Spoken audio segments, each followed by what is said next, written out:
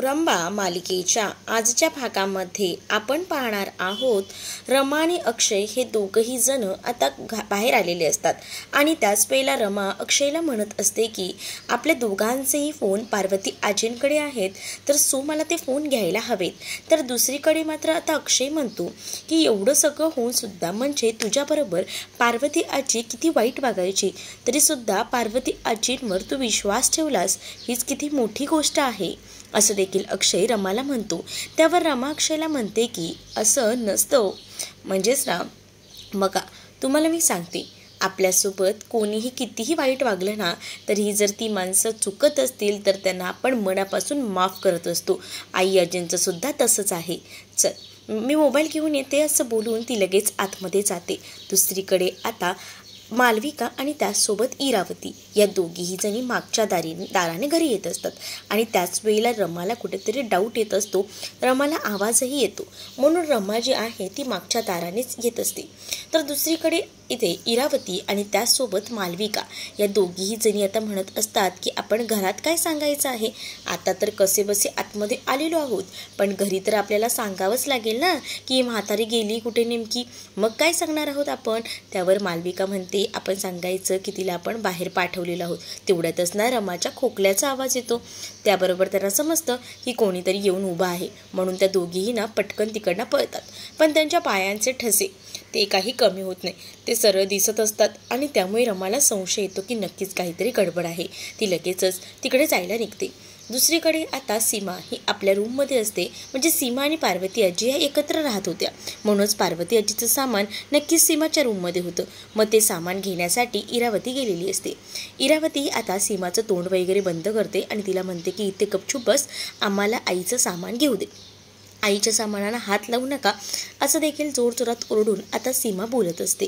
त्याच वेळेला आता इरावती म्हणते अगं आईने मला कॉल केला होता, ती फक्त 3-4 साड्या घेऊन गेली, तिचं सामान पुढचं पाठवायचं आहे आणि त्याचसाठी मी इथे आलेली. तेवढ्यातच रमा तिथे येते आणि रमा विचारते की काय चाललंय तुमचं. तर रमाला आता इरावती सांगते की बघ काय आहे ना, आई सध्या बाहेर गेलेली आहे देवदर्शनासाठी आणि तेही कोणालाही न सांगता, त्यामुळे आम्ही टेन्शनमध्ये आहोत. त्यामुळे मला असं वाटतं ना की हिने जरी मला त्रास नाही द्यायला पाहिजे.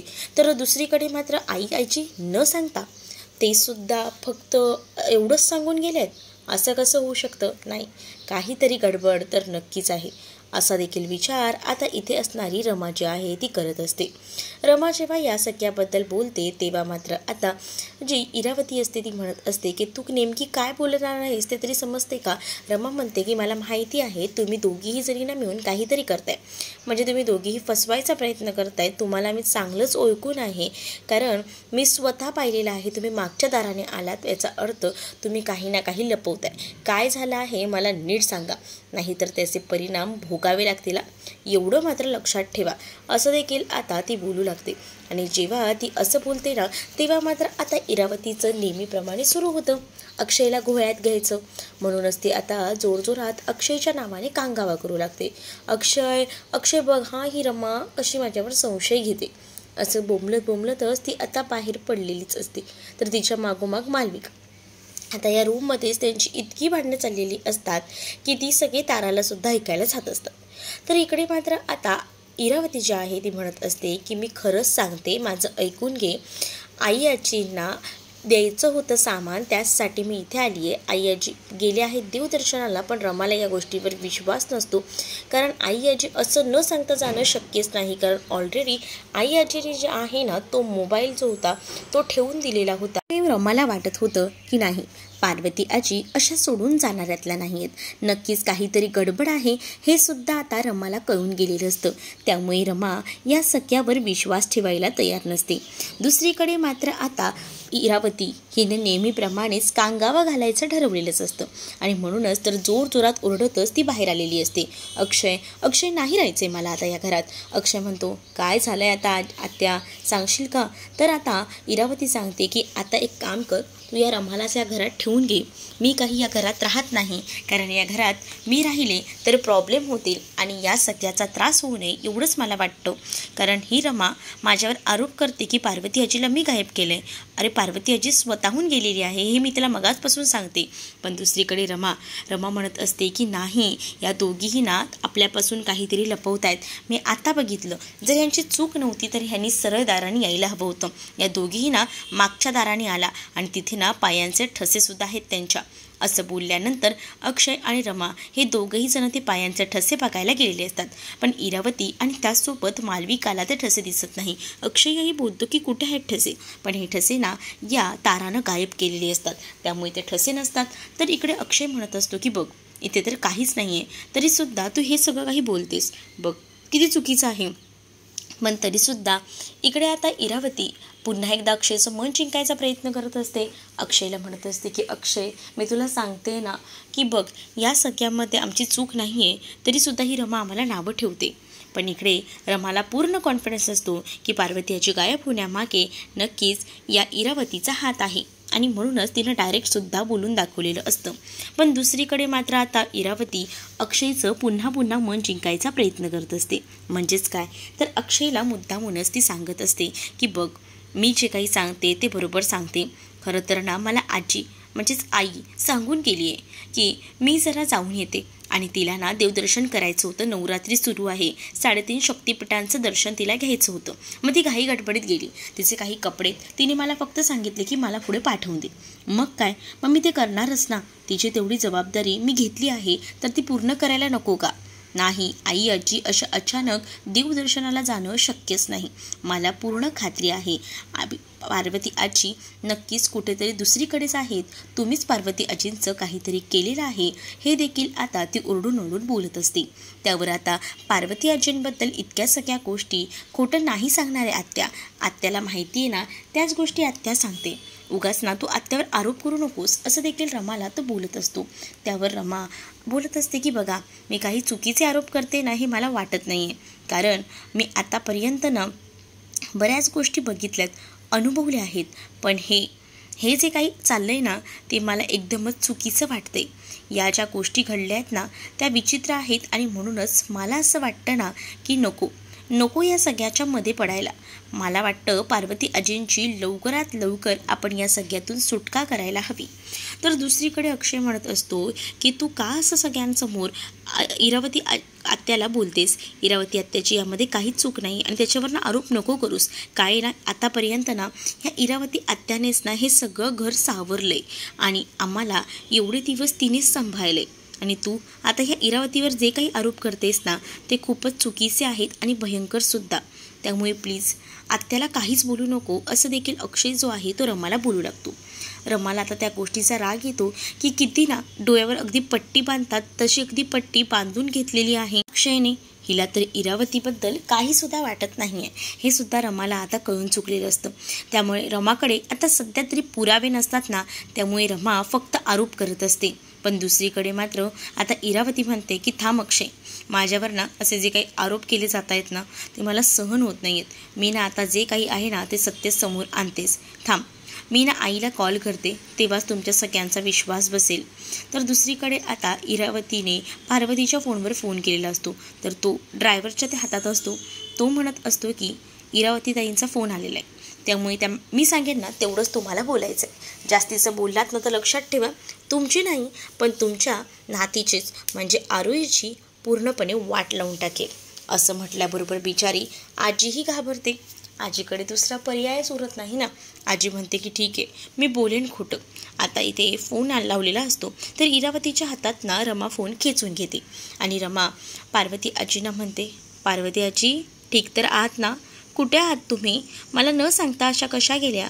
तर त्यावर तिकडनं तो ड्रायव्हर जो आहे तो मात्र आता पार्वती आजीला धमकावत असतो आणि सांगत असतो की सांगा, मी ज्या गोष्टी बोललो आहे ना त्याच गोष्टी सांगा. मग आता काय, एवढ्या गोष्टी म्हटल्यावर इकडे हेच सांगावं लागणार असतं. आणि त्यामुळेच आता पार्वती आजी बर्डनखाली असते हे कुठेतरी रमाला सुद्धा कळत असतं. आणि रमा पार्वती आजीला विचारते, पार्वती आजी तुम्ही कोणत्या संकटात आहात का? तर मला तसं सांगा, मी तुमची तिकडनं सुटका करू शकते. पण आता पार्वती आजी कोणत्या तोंडाने बोलणार आहे की मी संकटात आहे? बिचारी ती शांत असते. तर दुसरीकडे मात्र अगं मी 3.5 शक्तिपीठांच्या दर्शनाला आली आहे, मला घाईघाईने निघावं लागलं, त्यामुळे मी काहीच सांगितलं नाही असं देखील आता ती म्हणू लागते. आणि जेव्हा या सगळ्या गोष्टी ती आजी बोलतात ना, तेव्हा मात्र रमाला कुठेतरी डाऊट येतो की त्यांच्यावर कोणीतरी जबरदस्ती करून त्यांच्याकडनं हे बोलणं करून घेत आहे. त्यामुळे रमा एकदमच तिला विचारत असते, सांगा ना आजी, काही अडचणीत आहात का? पण ती म्हणते की नाही गं, नाही आहे मी कोणत्या अडचणीत. आणि असं बोलूनच ती आता विषय मारू पाहत असते. दुसरीकडे मात्र आता अक्षय म्हणत असतो की आजी काळजी करू नकोस, आम्ही नीट आहोत, व्यवस्थित दर्शन घे आणि मग येत असेल तेव्हा कॉल कर, असं देखील आता अक्षय जो आहे तो बोलत असतो. दुसरीकडे इरावतीसुद्धा आई चल गं फोन ठेवते हां असं बोलून फोन ठेवते. तर दुसरीकडे मात्र इरावतीची ही नाटकं ना या पार्वती आजीसाठी काही नवीन नसतात. पार्वती आजीला ही सगळीच नाटकं माहिती असतात. त्यामुळे आता इरावतीचा फोन कट झाल्यानंतर इकडे मात्र आता पार्वती आजीना या सगळ्या गोष्टींचा विचार करत असते. म्हणजे बिचाऱ्या रमाला सगळं कळतंय, सगळं जाणवतंय. मग आता रमा काही करू शकेल का, हा मोठा प्रश्न ना पडलेला असतो. दुसरीकडे इरावतीनं तर फोन ठेवलेला असतो. मग आता काय, इरावतीने फोन ठेवलाय, मग आता रडायची नाटकं सुरू होतात. इरावती आता म्हणत असते, बघितलंस ना अक्षय, मी काय मगासपासून खोटं सांगत होते का? जे खरं आहे तेच मी तुला सांगितलं, पण त्यावरही माझ्यावर विश्वास नाही ठेवला. मला किती नावं ठेवली गेली. अरे मी नाही केलं रे हे सगळं. तर आता मात्र ती खाणाखुणा करून सांगू लागते मालविकाला की तिला माफी मागायला सांग. त्यावर मालविका आता रमाला सांगत असते की मला असं वाटतं की तू इरावती आत्याची माफी मागायला हवी. रमा या सगळ्याला नकार देत असते. तर अक्षयही आता तिला सांगतो की तुला माफी मागावी लागेल आत्याची. त्यावर रमा सॉरी असं म्हणते. रमाने सॉरी असं म्हटल्याबरोबर इकडे मात्र पुन्हा खाणाखुणा करून ती सांगू लागते, नुसतं सॉरी नाही, पायावर पाय पडून तिनं सांगायला हवं. पाया पडल्यावरच मला या सॉरीचा खरा अर्थ कळेल, असं काहीच इरावतीचं असताना ती मालविकाला या सगळ्याबद्दल खाणाखुणा करून सांगत असते. त्यावर मात्र आता लगेचच मालविका अक्षयकडे बघून बोलते आणि म्हणते की हे असं सॉरी नाही, आतापर्यंत जी काही मोठी चूक तिनं केलेली आहे ना, त्यासाठी तिने खरं तर ना पाय धरायला हवेत आणि तिने तसं केलं नाही आहे. तर अक्षय आता म्हणतो की जा रमा, आपल्या इरावती आत्याची पाय धरून माफी माग. मग आता काय, रमाचा नाईलाज होतो ना, रमाला अक्षयचं सगळं ऐकावं लागत असतं. त्यामुळे आता अक्षय तर मूर्खासारखा वागतच असतो, पण तो सोबत रमाला सुद्धा तसं वागवत असतो आणि रमालाही म्हणतो की पाया पड. त्यावर आता इरावतीच्या समोर रमा उभी राहते. त्याच वेळेला रमा म्हणत असते की मला माहिती आहे ही बाई ना नक्कीच काहीतरी गडबड करते, पण तुझी गडबड ना मी शोधून काढेनच. तर दुसरीकडे मनातल्या मनात आता इरावती म्हणत असते की मी जे काही केले ना ते तू कधीच शोधून काढू शकत नाही, कारण तेवढी तुझ्याकडे कुवतच नाही आहे, असं काहीसं आता इरावती मनात म्हणत असते. त्यानंतर आता रमा खाली झुकून इरावतीचे पाय पडते आणि इरावतीच्या पाय पडल्यानंतर इरावती आता तिला मुद्दामून अक्षयसमोर का होईना आशीर्वाद देत असते.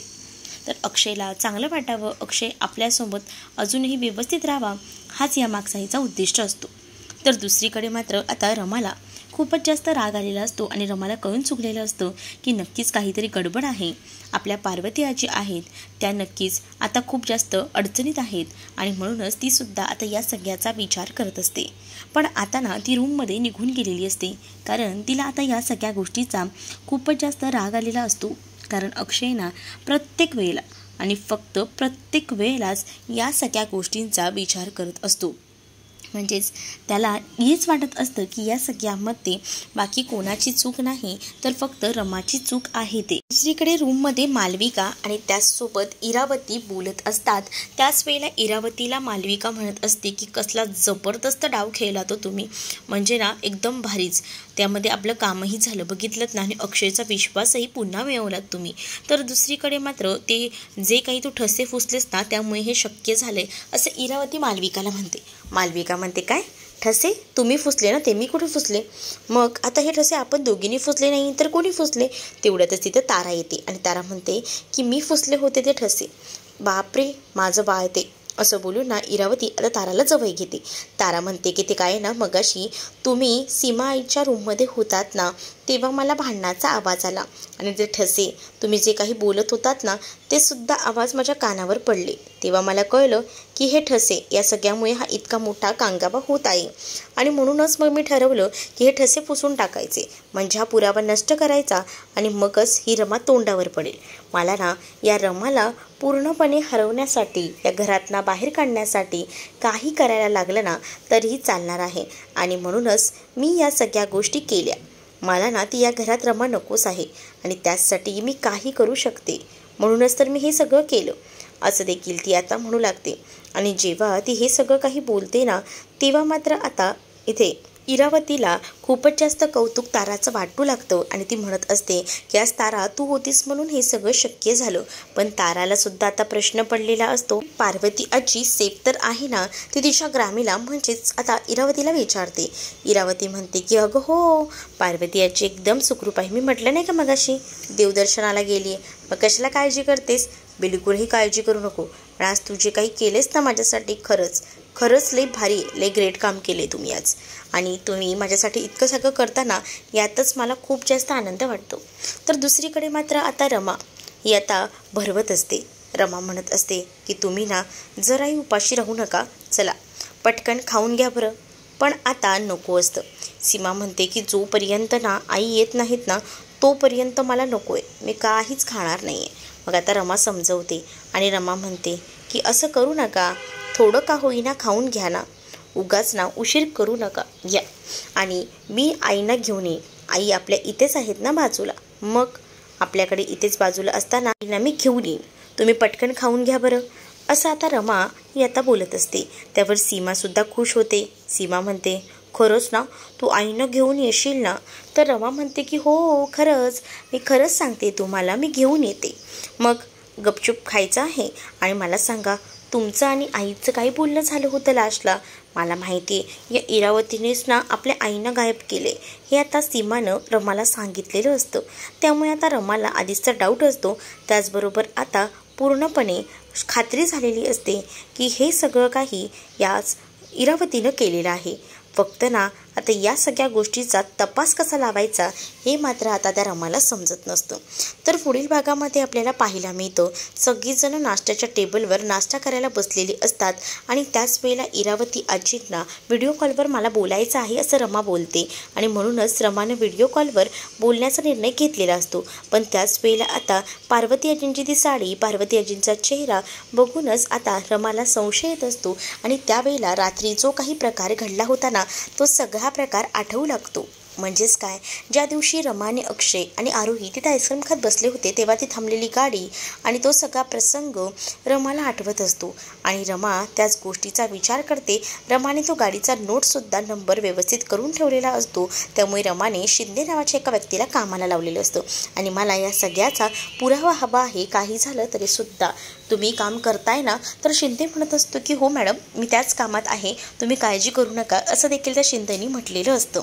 आता रमा आणि त्याचसोबत या सगळ्याचा तपास घेते ही गोष्ट मालविका आणि त्याचसोबत इरावतीला कळलेली असते. म्हणून त्या दोघेही घाबरतात, जर माझं सत्य बाहेर आलं तर माझं काही खरं नाही, माझी तर वाटच लागेल. नाही काही झालं ना तरी ह्या रमाला आता घराबाहेर काढायला नको, म्हणजे कसं हिला ह्याच घरात ठेवून घेतलं पाहिजे.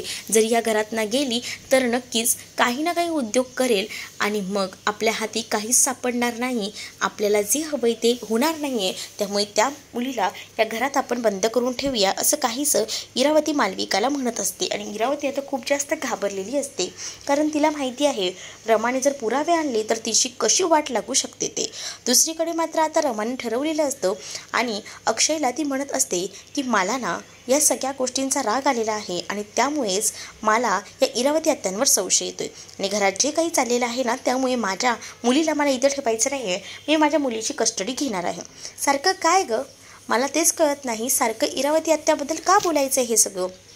त्यावर इरावती आत्याला ना तुम्ही डोक्यावर घेऊन नाचा, पण मला फरक पडत नाही, माझ्या मुलीची ना कस्टडी मी घेणारच. मी कोर्टात जाईन, असं देखील रमा आता बोलू लागते. रमाला असं वाटत असतं की निदान मुलीसाठी कोर्टात मी गेल्यानंतर तरी हा इरावतीच्या बाबतीत काहीतरी निर्णय घेईल, कारण असंही रमा करणार नाही असं देखील कुठेतरी रमाला वाटत असतं आणि अक्षयने हा निर्णय बदलावा असं देखील वाटत असतं आणि म्हणूनच रमाने हा डिसिजन घेतलेला असतो. तर तुम्हाला हा भाग कसा वाटलाय हे नक्कीच मला कमेंटमध्ये सांगा आणि अशाच नवनवीन भागांसाठी आपल्या चॅनलला सुद्धा सबस्क्राईब नक्कीच करा. चला तर मग भेटूया पुढच्या भागामध्ये. तोपर्यंत टाटा बाय.